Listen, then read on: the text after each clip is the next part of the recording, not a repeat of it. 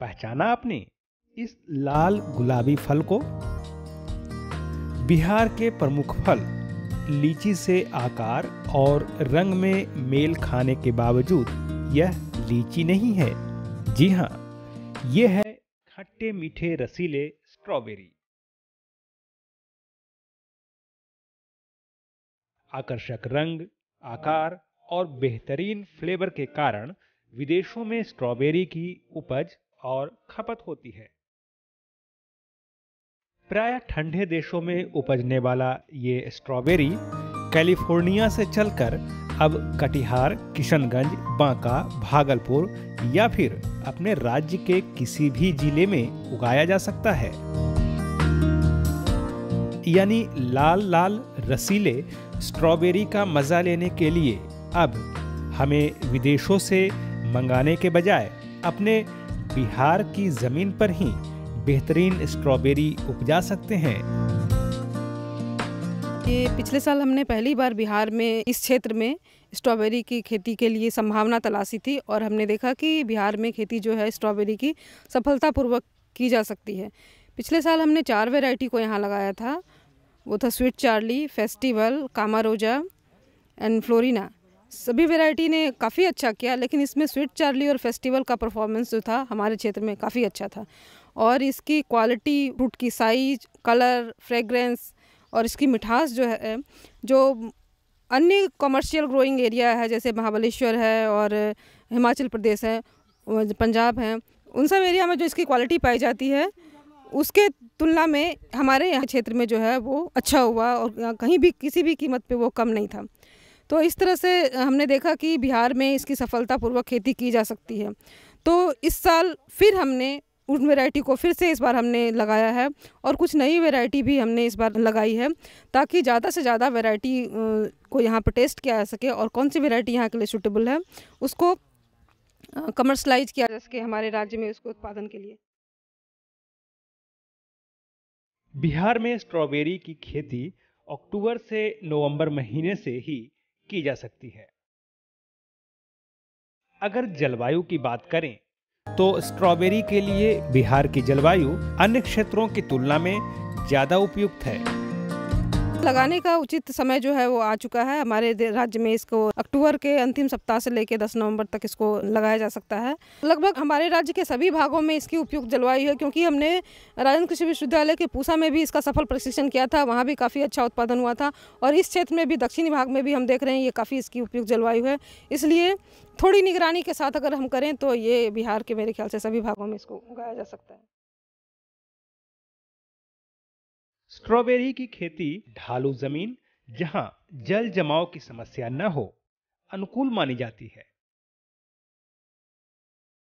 जिसमें जीवांशों की प्रचुरता हो और जिसकी पीएच मान 6.5 से 7.5 तक हो। स्ट्रॉबेरी की खेती के लिए उत्तम मानी जाती है। आलू उगाए जाने वाले खेतों में स्ट्रॉबेरी की काफी अच्छी बढ़त होती है, क्योंकि इन खेतों में जल जमाव की संभावना कम होती है। जमीन ऐसा होना चाहिए कि जहाँ जल जमाव की समस्या कम हो, जल जमाव की समस्या नहीं हो, वैसी ज़मीन का चुनाव करना चाहिए। और वैसे हमारा बेड जो ऊंचा रहता है उसका पर्पस भी वही है कि जल अगर जम भी जाता है तो हमारे पौधे को नुकसान न हो, तो इस तरह से हमें चुनाव करना चाहिए। और बहुत क्षारीय ज़मीन जो है उसका चुनाव ना करें। हल्की जिसका पीएच जो मान है जो 6.5 से 7.5 के बीच में हो, वैसे ज़मीन का चुनाव आप स्ट्रॉबेरी उत्पादन के लिए करें। अब हम नजर डालते हैं स्ट्रॉबेरी की खेती के लिए खेत की तैयारी के बारे में। मिट्टी पलटने वाले हल से अच्छी तरह खेत की जुताई कर लें। इसके बाद रोपाई। इस बेड पर अब पौधों की रोपाई होती है।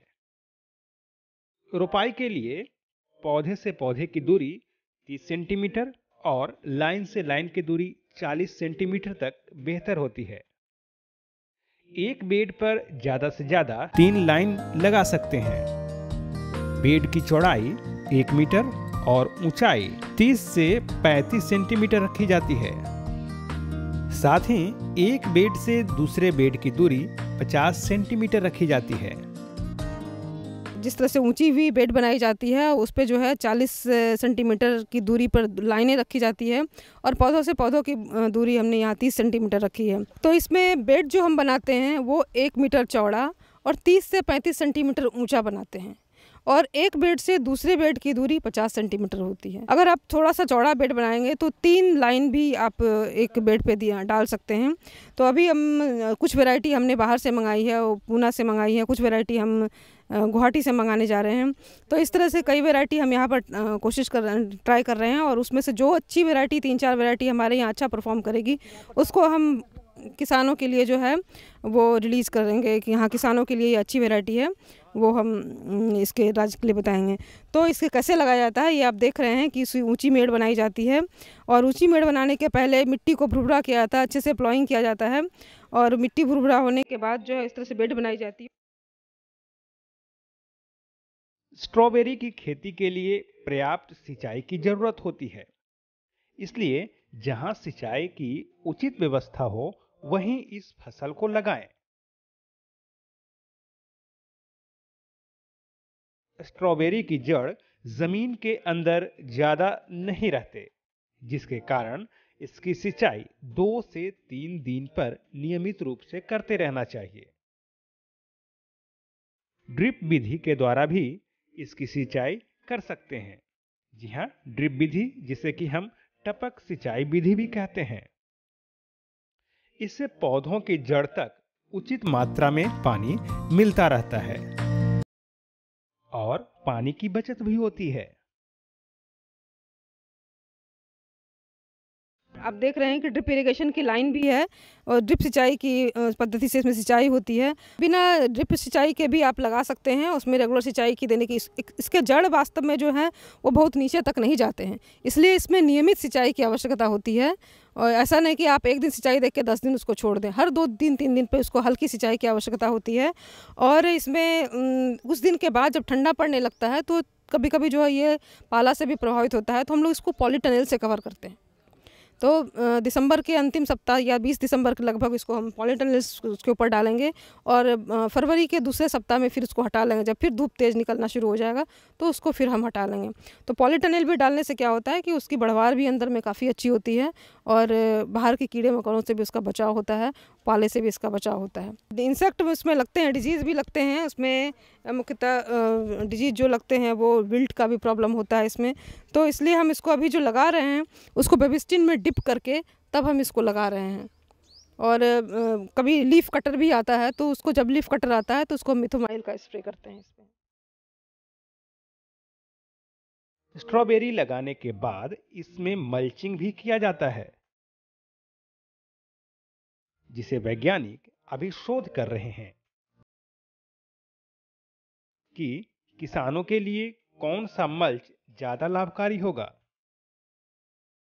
पौधे लगाने के बाद जो है हम उसमें मल्चिंग का मटेरियल भी डालेंगे, मल्च भी डालेंगे जो प्लास्टिक का भी होगा। और हमारे राज्य में चूँकि प्लास्टिक थोड़ा महंगा है और किसान हो सकता है इसको अफोर्ड ना कर सकें, इसलिए हम इसमें पुआल का भी मल्च डालेंगे और सूखी पत्तियों का भी मल्च डालेंगे। और हम एक्सपेरिमेंट करके देखेंगे कि हमारा सबसे फ़ायदेमंद किसानों की दृष्टि से कौन सा मल्च है और उसको हमको टेस्ट करेंगे। इसमें हमारे कई एक्सपेरिमेंट भी चल रहे हैं।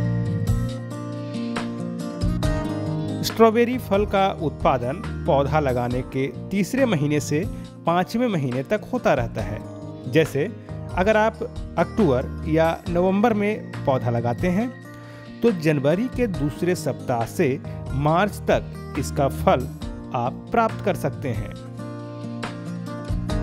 ये अभी लगाने का समय है, आप जनवरी के पहले सप्ताह में आप इसका फल लेना आरंभ कर देंगे और अप्रैल तक इसकी फ्रूटिंग होती रहेगी। सबसे ज़्यादा अच्छा फ्रूटिंग मध्य जनवरी से लेकर के मध्य मार्च तक होता है, उसके बाद धीरे धीरे फ्रूटिंग कम हो जाती है और ले अप्रैल तक इसकी फ्रूटिंग। तो किसान भाइयों, ये रहा बिहार में स्ट्रॉबेरी उगाने का आसान तरीका। इस पर बिहार कृषि विश्वविद्यालय सबौर में शोध चल रहा है और यहाँ स्ट्रॉबेरी लगाए भी जा रहे हैं। साथ ही साथ जो किसान भाई इसे अपने खेतों में लगाने के लिए उत्सुक हों वे यहाँ से 5 रुपये प्रति पौधे की दर से स्ट्रॉबेरी के पौधे भी ले जा सकते हैं। पिछले साल हमने देखा कि यहाँ पर अच्छी खेती हो सकती है, लेकिन हमारे राज्य के लिए उपयुक्त फर्टिलाइज़र डोज क्या है, उपयुक्त इसका किस तरह से लैंड प्रिपरेशन किया जा सकता है, कैसे कौन कौन सा मल्च इसमें ज़्यादा सूटेबल होगा, तो इन सब पर हम एक शोध भी करेंगे। शोध के लिए भी हम उसको लगाएंगे ताकि शोध से जो हमारा निकले रिज़ल्ट निकले उसको हम जो है अपने राज्य के लिए बेहतर बता सकें कि हाँ ये जो है हमारा ट्रीटमेंट, ये जो है हमारा मल्च सबसे अच्छा है, ये फर्टिलाइज़र डोज हमारे लिए सबसे अच्छा है हमारे राज्य के लिए, हमारी मिट्टी में। तो ये हमारा है कि शोध भी करें और इसको कमर्शलाइज भी करें हमारे स्टेट में। तो हमारे पिछले साल के कुछ पौधे भी हमने बचा के रखे हैं, तो उन पौधों को हम कुछ किसानों को भी देंगे। जो किसान इच्छुक हैं वो उनको हम कुछ पौधे भी दे रहे हैं। पौधे का रेट भी हमारे यूनिवर्सिटी द्वारा निर्धारित किया गया, 5 रुपया प्रति पौधे की दर से हम दे रहे हैं। और कुछ 2 या 3 किसानों के फील्ड में भी हम इस बार डेमोन्स्ट्रेशन कर देंगे ताकि किसानों के खेत में जाने के बाद किसान ज़्यादा इस पर जागरूक हो पाएंगे और इसको अपने राज्य, क्योंकि ये बहुत ज़्यादा ही मुनाफे वाली फसल है, इसका डिमांड भी हमारे राज्य में है, जो कि हम कलकत्ता से या तो बाहर से मंगा के खाते हैं। तो हम अगर हमारे यहाँ उपलब्ध होगा तो किसानों को भी फ़ायदा होगा। तो किसान भाइयों, अब देर किस बात की, आप यहाँ से संपर्क कर इस मीठे रसीले विदेशी फल को आप अपने जमीन पर लगा सकते हैं और अन्य फसलों की अपेक्षा ज़्यादा से ज़्यादा लाभ प्राप्त कर सकते हैं। इससे संबंधित और भी जानकारी हम आपको समय समय पर देते रहेंगे।